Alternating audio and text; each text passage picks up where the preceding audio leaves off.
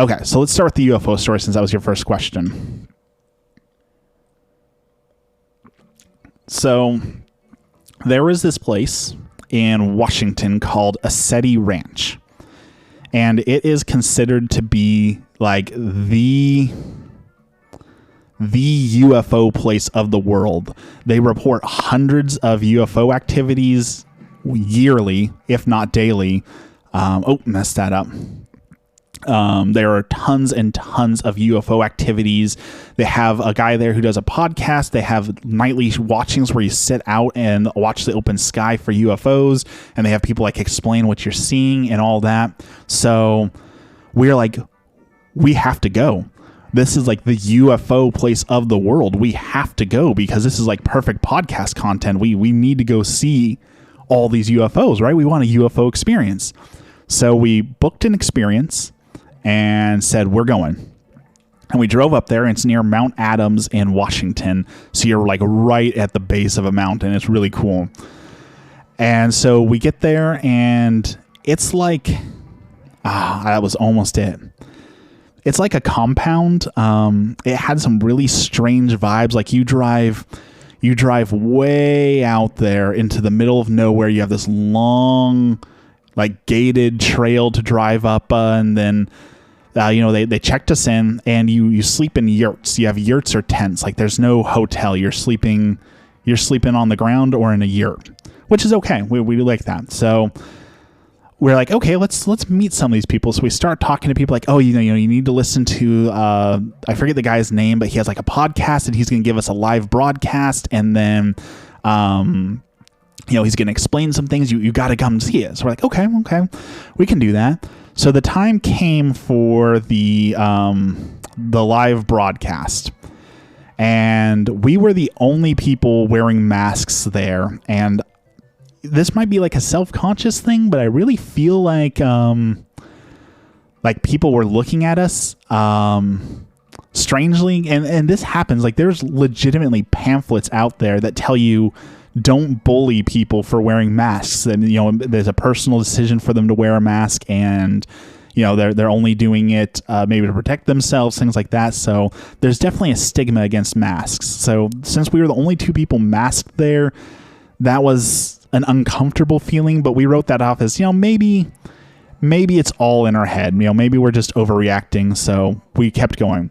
So the time came for the live broadcast, and the live broadcast was in this barn. So everyone walked into this barn, and it was kind of like dimly lit, and then there were some chairs for you to sit down and watch this guy podcast from the basement, but he was like video recording, so you could watch the video recording. And then that's where things just completely went off the rails. Like, so this guy came on, welcomed us all, and basically said, for those of you who don't know, I can't remember exactly what he said. So this is along the lines, but it's not exactly what he said. But he basically said that I was a llama in another life, and I died, and I went to the stars, and I was reincarnated as Jesus to come and save this world from the aliens, because these aliens are coming. There's 6 circles of aliens, and these 6 circles are coming, and I have to defend you from the alien wars that are happening that you can't see going on. But don't worry, because I am a lion Jesus, and I will fight in these space wars to save you from the aliens coming to get you. And we were like, what?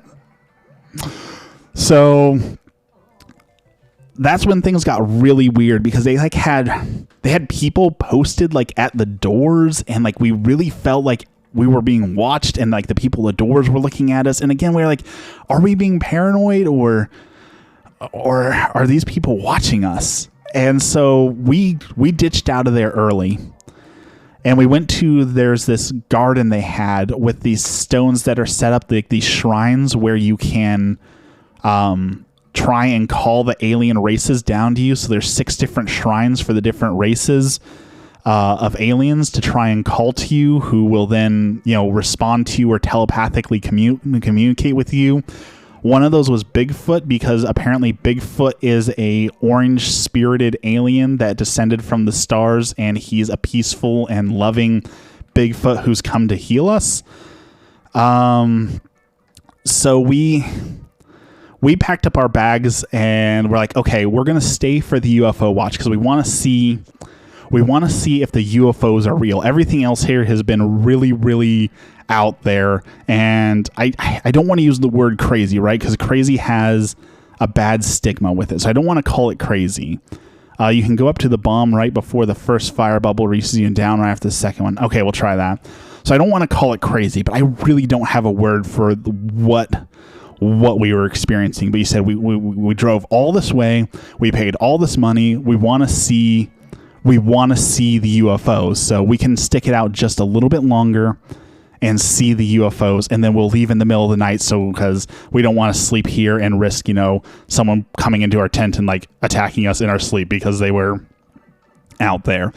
So we finally get to the UFO watch. It's, like 11 o'clock at night. It's pitch black. And like, all right, guys, the UFO watch is starting. We can finally see some UFOs. I'm like, finally. So I got my camera ready because I was going to take some pictures of UFOs, do some night shots. Like, this is what I wanted. This will make it all worth it. And then they're like, okay, here comes the UFOs. And then they started pointing out the UFOs. And basically all they did was they were pointing at satellites and like, oh, that UFO is powering up right there. That's a UFO right there. And so people were like, well, that's not a UFO. That's a satellite. And they said, no. See, I have the special power to discern certain satellites look like satellites but are actually UFOs, and I can discern which ones are satellites and which ones are actually UFOs, and that one there is a UFO and not a satellite. It's just, it looks like a satellite but it's not. And that one looks like a star, but that's actually a stationary space station, but it looks like a star, but that's actually a UFO. And so we're like, okay, yeah, we've been conned, we're leaving.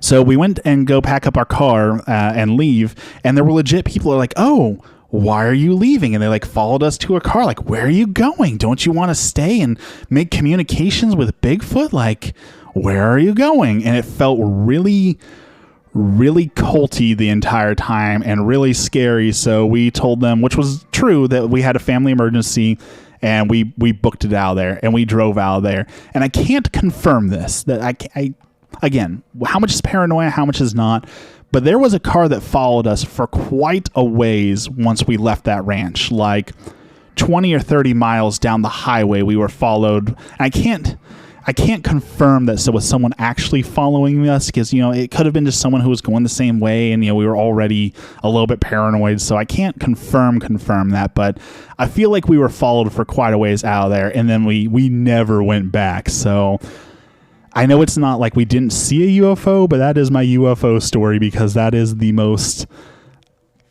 outrageous UFO stuff that has ever happened to me in my life. So I don't know if that counts as a UFO story, but there you go. That is my experiences with UFOs. I still hope to I still hope to see a UFO. I still hope to run into aliens. I still hope to get experiences like that. It's definitely something I want, but let's jump on over to the next level submitted. I never want to experience that again. That was truly it was an experience.